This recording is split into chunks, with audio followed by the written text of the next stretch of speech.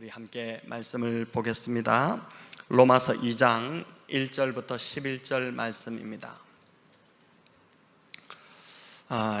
1장을 이제 마치고 로마서 2장으로 넘어가서 1절부터 11절까지를 우리 함께 나누고 또 남은 나머지 뒷부분을 주일날 살펴보도록 하겠습니다. 자, 1절 제가 먼저 읽겠습니다. 그러므로 남을 판단하는 사람아, 누구를 막론하고 네가 핑계하지 못할 것은 남을 판단하는 것으로 네가 너를 정죄함이니 판단하는 네가 같은 일을 행함이니라.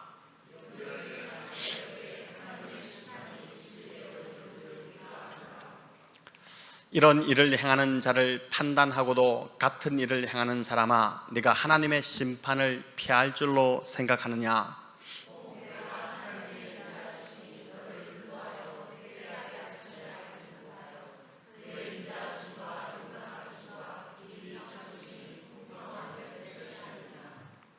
다만 네 고집과 회개하지 아니한 마음을 따라 진노의 날 곧 하나님의 의로우신 심판이 나타나는 그날에 임할 진노를 내게 쌓는도다.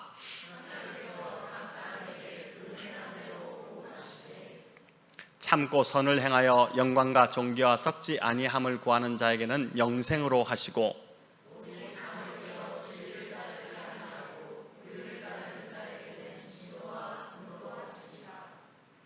악을 행하는 각 사람의 영에는 환난과 공고가 있으리니 먼저는 유대인에게요 그리고 헬라인에게며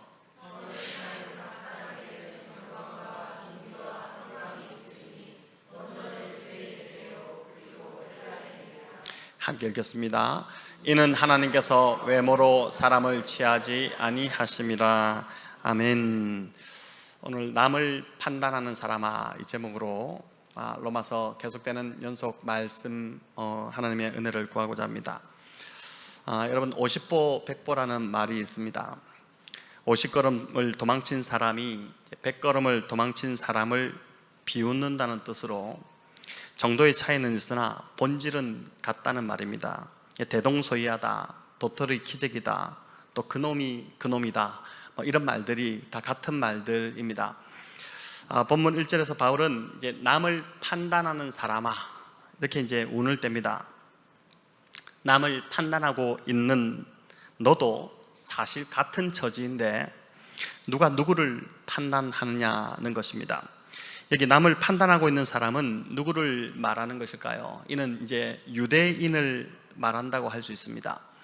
로마서 1장에서 바울은 이방인들의 죄를 낱낱이 고발을 했습니다. 로마 제국 내에 깊이 퍼져 있던 그 동성애를 시작으로 22가지 정도 되는 그 추악한 죄 목록을 조목조목 열거하면서 하나님의 진노가 이렇기 때문에 임할 수밖에 없다는 사실을 알렸습니다.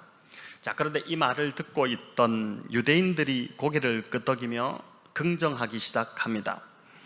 이방인들에게 하나님의 진노가 임한 것은 당연하다는 것입니다. 그런 추악한 죄를 지었으니 어떻게 하나님의 진노가, 하나님의 심판을 피할 수 있겠느냐는 것입니다.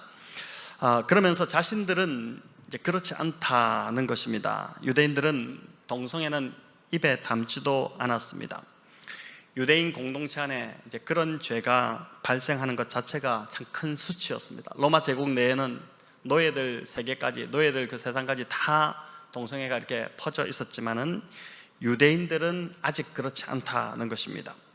그들은 또한 이웃에게 큰 피해를 입히지도 않았고 하나님 주신 그 율법을 열심히 지켰고 주기적으로 금식하고 기도하며 구제에도 힘썼다라고 합니다. 자신들이 생각해도 도덕적으로 깨끗하고 잘 사는 자들이었습니다. 나 정도면 괜찮다고 생각한 것입니다. 그러니 유대인들이 이방인들을 보면서 판단하는 마음이 올라오기 시작한 것입니다. 하지만 바울은 단호하게 이방인이나 유대인이나 50보 100보다 라고 지적합니다. 이방인이나 유대인이나 똑같이 하나님의 진노 아래 놓였다는 것입니다. 둘 다 본질상 진노의 자녀라는 것에서는 차이가 없다는 것이죠. 유대인이라서 더 낫고 또 이방인이라서 못하지 않다는 것입니다. 하나님이 보실 때는 유대인이나 이방인이나 헬라인이나 야만인이나 다 똑같이 심판받아야 할 죄인이라는 것입니다. 로마서 1장에서 바울이 이방인의 죄를 들추어내었다면, 로마서 1장 우리가 5번에 걸쳐서 이제 살펴보았는데, 이방인의 죄를 낱낱이 다 들추어내었다면, 이제 2장에서는 이 자신은 괜찮다고 생각하고 있는 유대인들에게 칼 것을 들이댑니다. 자, 왜 그럴까요?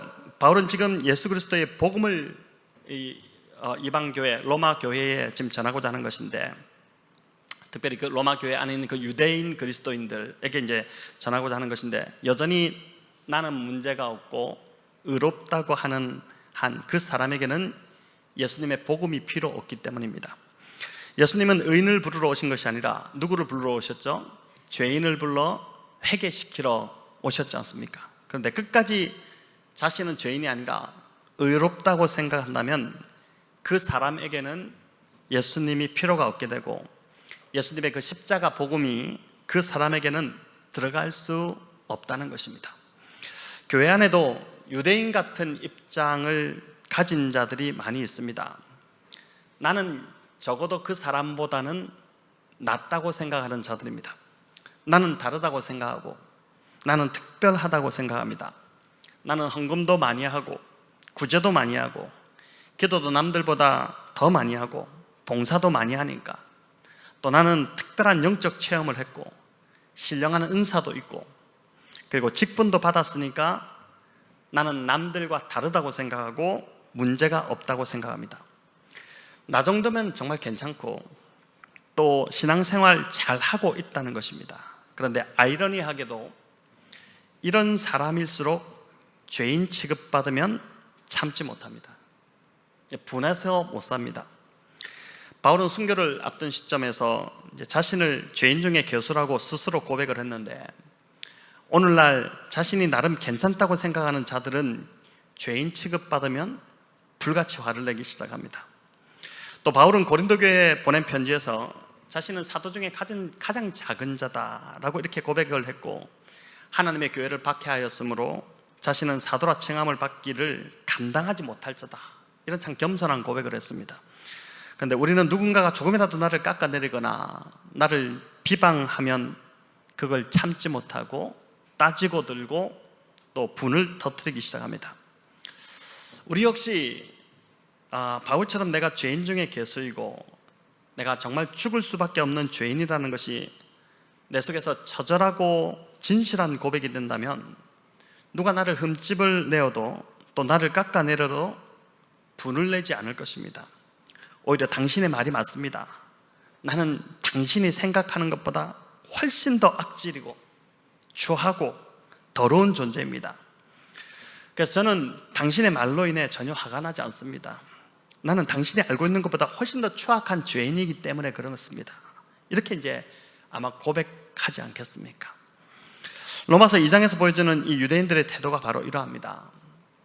여전히 자신들은 문제가 없고 자신들은 율법을 잘 지키고 의로우며 잘 살고 있다고 하는 것입니다. 자, 이런 유대인들을 향해 1절에서 바울은 남을 판단하는 자들아, 판단하는 내가 같은 일을 행함이니라, 이렇게 이야기합니다. 다른 사람을 향해 문제 있다고 판단하고 비난하지만 실은 그런 말을 하는 그 사람도 별반 다르지 않다는 것이죠. 또 정직하지 못하다고 남을 비난하지만 실은 그런 말을 하는 그 사람 자신도 정직하지 못하다는 것이고, 또 상대의 도덕성을 비판하지만 비판하는 그 사람의 도덕성도 알고 보면 보잘것없다는 것입니다. 이들은 예수님이 말씀하신 것처럼 자기 눈 속에 있는 들보는 보지 못하고 형제의 눈 속에 있는 티를 가지고 자꾸 왈가왈부하는 자들입니다. 남의 허물과 약점이 늘 크게 보이는 자들이 있습니다. 자신의 허물과 약점이 크게 보여야 하고 잣대를 먼저 자신에게 적용해야 하는데 반대로 되었습니다. 눈이 잘못 발달된 것이죠. 자, 그럼 이런 사람들이 남을 자꾸 비판하는 이유가 무엇이겠습니까? 남을 자꾸 비방하고 그렇게 하는 이유가 무엇일까요? 이런 사람들은 이제 대놓고 비판하기보다는 은근히 슬쩍슬쩍 비판합니다. 그렇게 함으로 자기가 그 사람보다 더 선하고 낫다는 것을 이제 내보이고자 하는 것입니다. 자신과 그 사람은 수준이 다르고 급이 다르다는 것을 슬쩍슬쩍 내비치는 것입니다. 결국은 자신이 높임을 받고자 하는 교만한 마음인 것이죠. 누가복음 18장에 보면 바리새인의 기도와 또 이와 대조되는 세리의 기도가 나옵니다. 우리가 잘 알고 있는 본문입니다. 바리새인이 뭐라고 기도했는지 우리가 같이 한번 읽어보겠습니다. 바리새인은 서서 따로 기도하여 이르되 하나님이여, 나는 다른 사람들 곧 토색, 불의, 간음을 하는 자들과 같지 아니하고 이 세리와도 같지 아니함을 감사하나이다. 나는 일회에 2번씩 금식하고 또 소득의 11조를 드리나이다 하고. 여러분, 일회에 2번씩 금식한다, 대단하지 않습니까? 여기 나오는 바리새인은 유대인의 대명사입니다. 유대인을 대표하죠. 바리새인이 지금 무엇을 감사하고 있습니까? 자신이 토색, 불의, 간음하는 자들과 같지 않음을 감사하고 있고 또 세리와 같지 않음을 감사한다고 합니다. 나는 특별하고 남들과 질이 다르고 수준이 다르다는 것입니다. 그래서 교회에서도 항상 좀 예외가 되려고 하고 자신은 특별 대우를 받아야 한다고 하는 자들, 그런 자들이 조심해야 됩니다. 바리새인적인 기질이 이제 알고 보면 사실 강한 자들입니다. 이런 사람들은 자신이 항상 중요하고 자기 판단만 중요합니다. 다른 사람 생각은 중요하지 않습니다. 그래서 항상 자신이 결론을 내려야 하는 자들입니다. 얼마나 안타깝습니까? 이 바리새인이 가진 고질적인 병은 다른 사람과 달리 자신은 하나님 앞에서 의롭고 선하다는 생각을 가지고 있다는 것입니다. 이것이 깨어지지 않는 한 이 바리새인은 절대 예수님을 만날 수 없는 것이죠. 반면 세리의 기도는 정반대의 모습입니다. 우리 누가복음 18장 13절 같이 읽겠습니다. 세리는 멀리 서서 감히 눈을 들어 하늘을 쳐다보지도 못하고 다만 가슴을 치며 이르되 하나님이여, 불쌍히 여기소서, 나는 죄인이로소이다 하였느니라. 자, 세리는 보니까 멀리 서서 있습니다. 왜 멀리 서 있을까요? 감히 이 누추한 죄인이 어떻게 하나님께 갈 수 있겠습니까? 이런 고백입니다. 또 눈을 들어 하늘을 쳐다보지도 못하고 있습니다. 자신이 명백히 잘못을 해놓고도 눈을 똑바로 쳐들고 내가 뭘 잘못했느냐 이렇게 하는 자들에 비하면 세리의 이 태도는 정말 하나님이 감동받을 만한 그러한 태도입니다.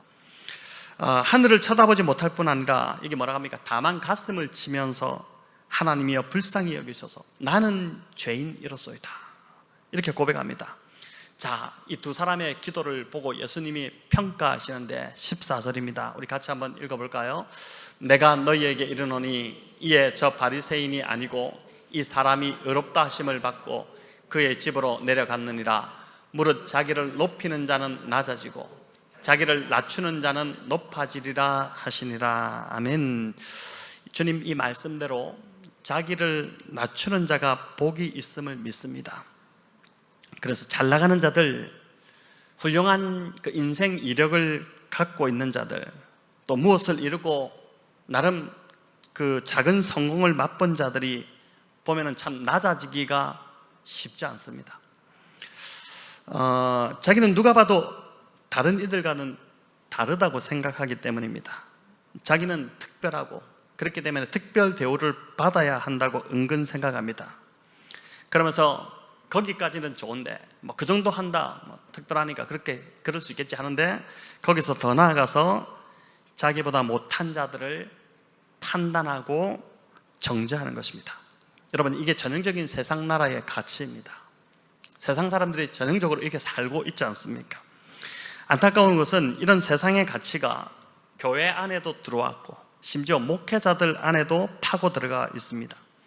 그래서 교회를 키우고 목회에 성공한 자들이 그렇지 못한 목회자들을 아래로 보는 경향이 있다는 것입니다. 안타깝게도 그렇습니다. 직장이든 목회든 뭐 열심히 해야 되는 것이 맞습니다. 여러분, 이번 한 주도 참 열심히 사셨겠지만은 저도 참 열심히 또 한 주간 말씀도 준비하고 했는데 그렇게 열심히 하는 것이 맞지만 열심히 한다고 다 되는 건 아닙니다. 여러분 열심히 한다고 다 되던가요? 그렇지 않지 않습니까? 자신은 열심히 해서 목회가 성공한 것이고, 작은 교회 목회자들은 그렇지 못해서 목회가 잘 안 된다고 보는 시각을 가지는 것, 은연중에 그 시각을 가지는 것, 그게 위험한 것이죠. 모든 것이 사실은 하나님의 은혜로 되는 것인데, 자신의 능력이 출중해서 자신이 설교도 잘하고 또 신방도 잘하고 교회 운영도 잘해서 교회가 성장했다고 보는 것입니다. 휴가 중에 바로 옆에 교회 목사님으로부터 전화를 받았습니다. 간판업체 사장님을 좀 이렇게 연락처를 알려달라는 전화였습니다. 사실 제가 저희 교회도 이제 한 7년 만에 간판을 했지만, 간판을 설치하고 나서 계속 걸렸던 것이 옆 교회 간판이었습니다. 저 옆에 교회가 먼저 간판을 하긴 했거든요. 저희는 이제 앞뒤로 간판을 눈에 띄게 설치했는데, 옆 교회는 있던 간판마저 이제 전구가 나가서 밤에는 몇 글자가 이제 불이 들어오지 않았습니다. 교회 이름이 완성이 안 되는 거예요. 이제 불이 나가 있으니까. 그런 상황이었습니다.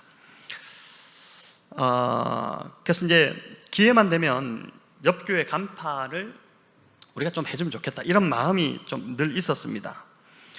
근데 이제 간판을 설치한다고 전화를 주셨으니까 제가 이제 감사하기도 하고 놀라기도 하고, 그래서 비용을 어떻게 하셨느냐 이렇게 물어봤더니, 새벽 예배에만 나오는 한 권사님이 계신데 그분이 간판 헌금을 하시겠다고 하셨다는 겁니다. 그 권사님이 주일에 이제 본 섬기는 교회가 좀 멀리 있다 보니까 새벽 예배를 그 교회로 본교회로 갈 수 없으니까 이제 새벽 예배만 옆에 교회로 이제 나오시게 되어서 새벽 예배를 꾸준히 아마 다니셨던 모양입니다. 그렇게 다니시다가 권사님이 보니까 간판이 그렇게 그 모양이니까 내가 좀 헌금을 하겠다, 이렇게 해서 이제 그 헌금을 했기 때문에 목사님 은혜로 간판을 하게 됐습니다. 얼마나 감사한지 모르겠습니다. 이렇게 이제 간증을 하셨습니다. 제가 보니까 옆에 우리 목사님 늘 기도로 엎드리시고 또 말씀 준비하신다고 늘 책 가방 메고 백옷 도서관에 이제 가시고, 이런 모습을 자주 배웠는데, 하나님께서 이런 겸손한 목사님에게 은혜를 주셨다는 생각이 들었고, 그래서 제가 밤에 이제 나가봤습니다. 그 간판 설치했다는 그날 밤에 나가서 저쪽 옆에도 보고 앞에도 보고 여기도 세 군데가 이렇게 간판이 붙어 있는데, 그걸 다 보면서 그렇게 마음이 좋을 수가 없었어요. 그래서 이제 저희 교회 간판 했을 때보다는 조금 덜 좋았지만 저희 교회 간판 했을 때도 정말 마음이 좋았는데, 보는데 간판 했는데 그렇게 마음이 좋더라고요. 그러면서 이제 드는 생각이, 저 간판 보고 우리 교회 간판보다 훨씬 더 이제 불이 잘 들어오고 예쁘고 잘해 주셨더라고요. 보면서 저 간판 보고 저 교회에 좋은 성도들 좀 많이 가서 교회가 부흥하면 좋겠다, 이런 마음이 들었습니다. 여러분, 하나님 나라가 외형적인 것에 있지 않다는 것을 기억하면 좋겠습니다. 얼마나 높은 자리에 올랐느냐, 얼마나 많이 벌었느냐, 얼마나 많이 배웠느냐, 얼마나 많이 가졌느냐, 이런 데 있지 않다는 것입니다. 이 모든 것은 사실 하나님이 주신 축복이지 않습니까? 우리 힘으로 우리가 노력했겠지만은, 그러나 하나님이 복을 주셨기 때문에 이런 것이 우리 안에 있는 것인데, 그 복으로 하나님께 영광을 돌리는 것이 아니라 오히려 자신을 높이고 있으니 하나님이 주신 복이 아니라 오히려 화가 되어버리는 것입니다. 이게 얼마나 참 안타까운 일입니까? 하나님 나라는 늘 부족함을 고백하고 자신이 죄인임을 고백하며 자기를 낮추는 자, 그래서 하나님 돕지 아니하시면 저는 도저히 감당할 수 없습니다, 이런 고백으로 늘 겸손히 하나님을 의지하는 자, 바로 그런 자를 우리 하나님께서 높여주시는 것이고, 하나님 나라가 바로 그러한 자들의 것이라는 것입니다. 오늘 우리에게 정말 필요한 것, 이 로마서 말씀 보면서 보니까 오늘날 우리에게 정말 필요한 것이 무엇일까? 그럼 바로 이 세리와 같이 가슴을 치며 통회하는 이 마음이 회복되는 것이라고 믿습니다.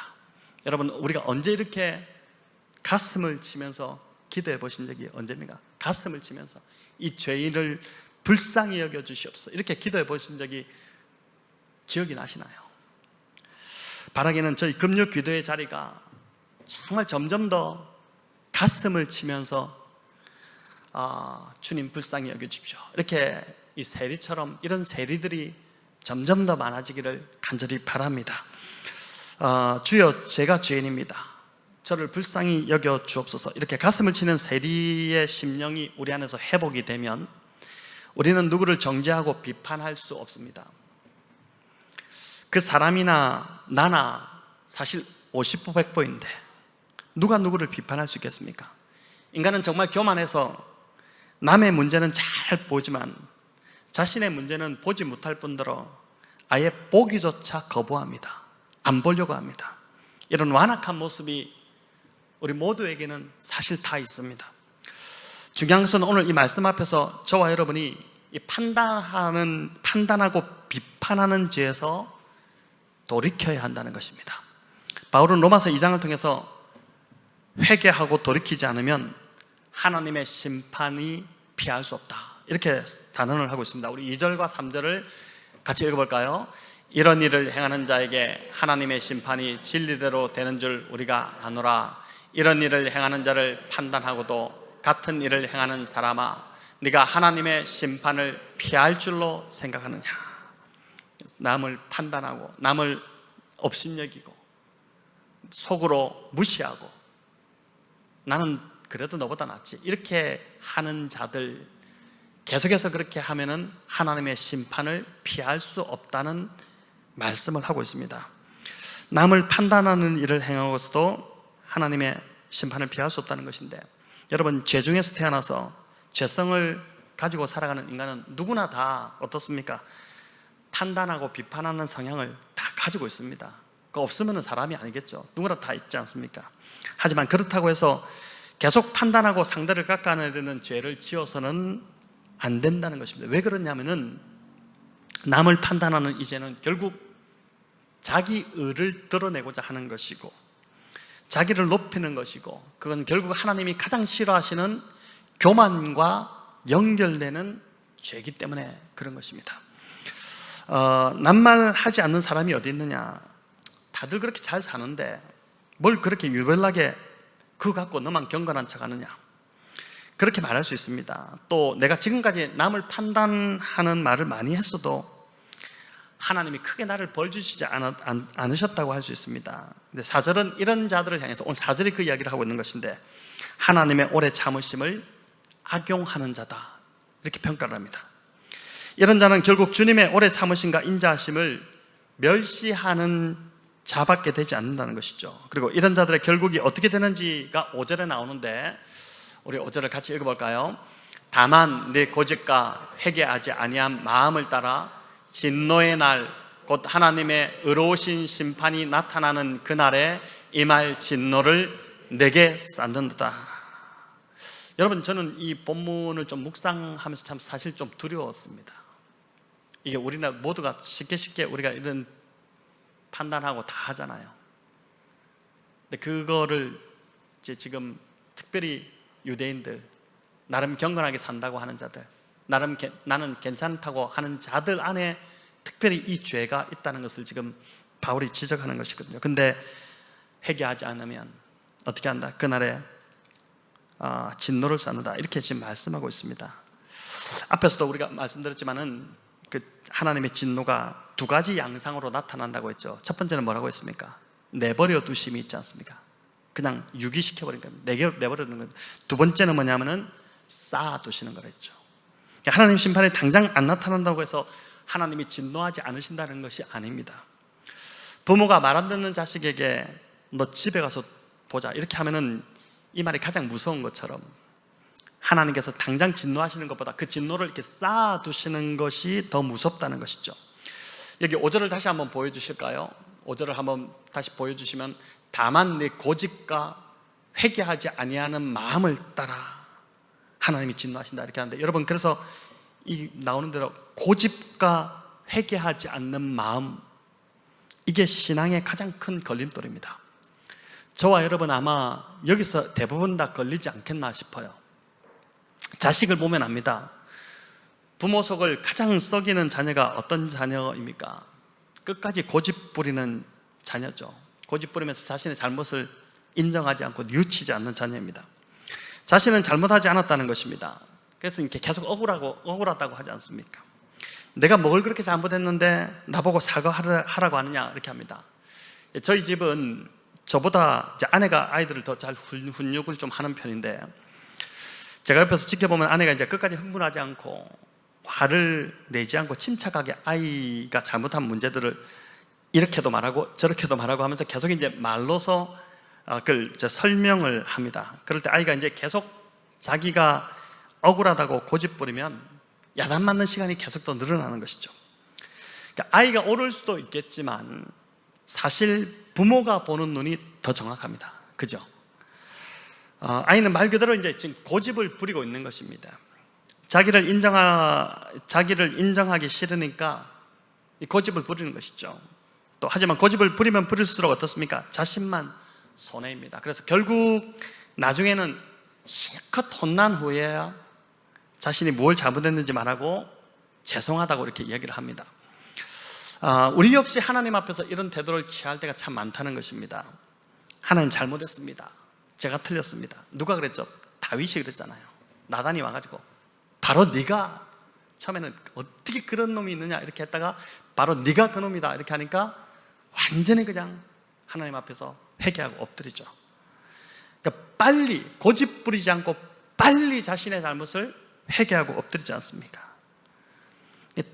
잘못했습니다. 다시는 그렇게 하지 않겠습니다. 이 한마디면 다 해결되는데 대부분은 끝까지 나는 잘못이 없다고 합니다. 내가 뭐가 문제냐? 그 정도도 못하느냐? 그게 무슨 잘못이냐? 이러면서 오히려 반박하고 대드는 것입니다. 여러분, 그런데 정말 그럴까요? 잠언 16장 2절 말씀은 우리에게 이렇게 말씀합니다. 이제 부모의 눈처럼 우리 하나님의 눈이 더 정확하다는 걸 보여주는데, 우리 같이 읽어볼까요? 사람의 행위가 자기 보기에는 모두 깨끗하여도 여호와는 심령을 감찰하신다. 사람의 행위가 자기 보기에는 모두 깨끗하게 보일 수 있다는 것입니다. 사람은 늘 자기 입장에서만 생각하기 때문입니다. 목회를 해보니까 그런 것 같아요. 목회를 하면서 우리 성도님들을 이제 어쨌든 또 말씀으로 인도하고 하는 과정에서 이렇게 보니까 사람은 늘 자기 입장에서만 생각합니다. 저도 마찬가지겠죠. 시키지 않아도 자기 옹호와 자기 변호에는 아주 뛰어납니다. 이게 본능적으로, 인간은 그런 것 같아요. 본능적으로 자신이 죄인임을 인정하기 싫고 또 지기 싫은 것입니다. 지기 싫은 거예요. 그러나 심령을 감찰하시는 하나님 보시기에는 여전히 죄인이라고 합니다. 그래서 고집 부리는 것은 하나님과 하나님이 허락하신 권위자를 거부하는 것이고 결국 틀린 것을 주장하는 것입니다. 옳은 것을 계속 주장하는 것이 아니라, 고집 부리는 자는 대부분은 사실은 옳은 것을 주장하고 있는 것이 아니고 틀린 것을 주장하는 것입니다. 틀렸기 때문에 고집을 부리는 것이에요. 인정하기 싫으니까. 또 자존심이 상하니까 끝까지 고집을 부리는 것이죠. 그래서 신앙도 보니까 얄팍한 자존심이 문제입니다. 자존심 때문에 신앙이 참 많이 무너지는 것 같아요.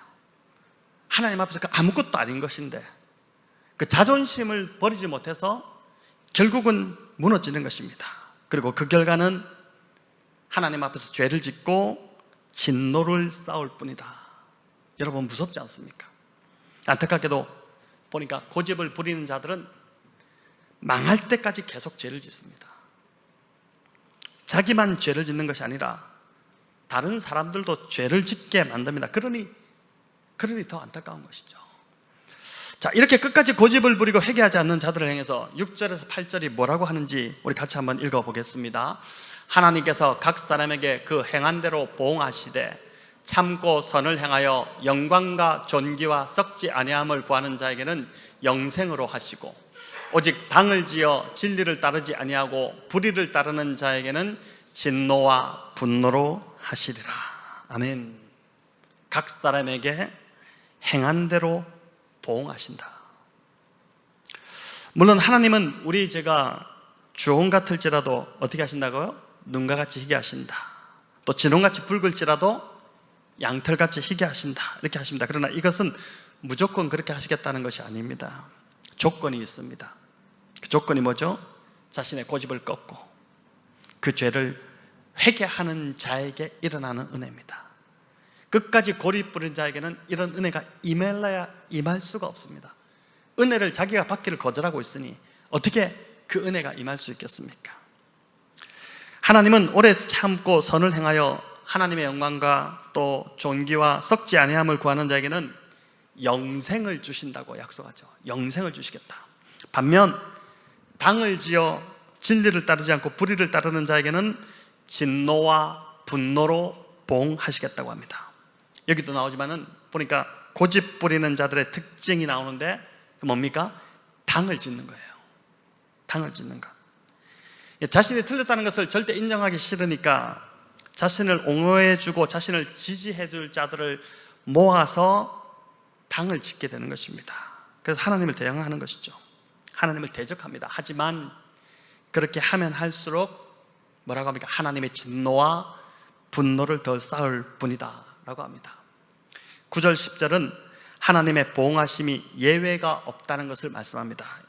9절 10절을 보면 선택받은 유대인이라고 봐주지 않고 또 선택받은 유대인이라고 봐주고 또 선택받지 않은 헬라인이라고 봐주지 않는 것이 아니라는 것입니다. 예외가 있다면 누구일까요? 예외가 있다면 바로 예수 그리스도 한 분밖에 없죠.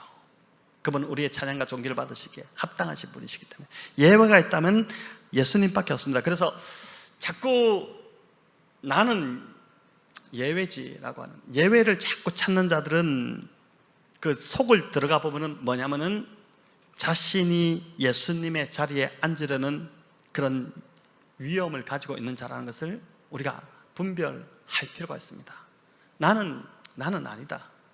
이건 다른 성도에게 적용되는 것이고 나는 예외다 라고 하는 사람은 예외는 예수 그리스도 한 분밖에 없는데 우리 모두는 다 죄인인데 우리 모두는 예외 없이 하나님 앞에서 모두가 죄인인데 예외를 자꾸 찾으려고 하는 사람은 결국 그 사람은 예수님의 자리를 자기가 대신 앉으려고 하는 사람이라는 것입니다.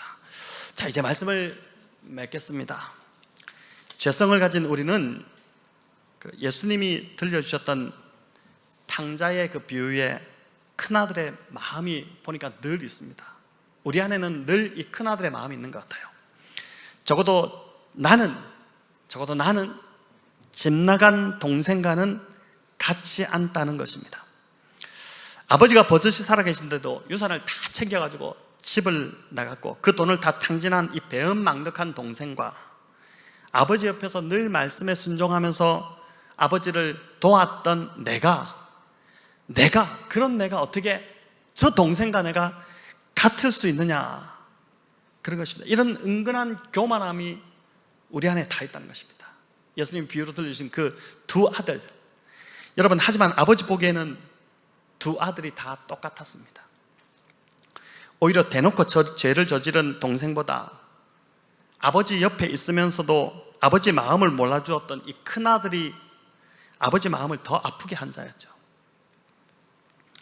큰아들은 결국 아버지가 베푼 잔치에도 참여하지 않았고 동생이 죽었다가 살아왔음에도 그 기쁨을 함께 누리지 못했습니다. 그 기쁨에서 배제되어 버렸죠. 집안 모든 사람들이 심지어 종까지도 다 그 잔치의 기쁨을 누리고 있음에도 유일하게 한 사람, 그 기쁨으로 들어가지 못한, 잔치의 기쁨 속으로 들어가지 못한 유일한 한 사람인데 그게 누굽니까? 큰아들입니다. 큰아들이에요. 그는 잔치에도 들어가지 못하고 어떻게 합니까? 바깥에 서서 모든 것이 다 못마땅해서 불평하고 불만을 터뜨리고 모든 것이 다 불평으로 가득 차 있습니다. 그런데 신앙생활하면서 보니까 우리 역시 이 큰아들과 참 비슷하다는 생각이 듭니다. 우리가 이렇구나라는 생각이 들어요. 나는 그들과 다르다, 나는 특별하다, 이런 자기의가 결국 남을 판단하는 자리에 앉게 만드는 것이고, 그럴 때 우리는 큰 아들이 되어서 내가 결정하지 않으면, 또 내가 중심이 되지 않으면 비판하고 불평하는 사람으로 추락할 수 있다는 것입니다. 교회 생활하면서 우리가 공동체 안에서 충분히 이런 사람이 될 수 있습니다. 결과가 어떻게 되느냐? 그런 사람들, 누가 그렇게 들어오지 못하게 한 것도 아닌데도 불구하고 스스로 공동체의 기쁨 가운데로 들어오지 못하는 것입니다. 밖에서 계속 못마땅해하고 불평하고 공동체 안에 다 즐거워하고 있는데 혼자서 밖에서 그렇게 할 수 있다는 것입니다. 여러분, 우리가 이런 자가 되지 않아야 하지 않겠습니까?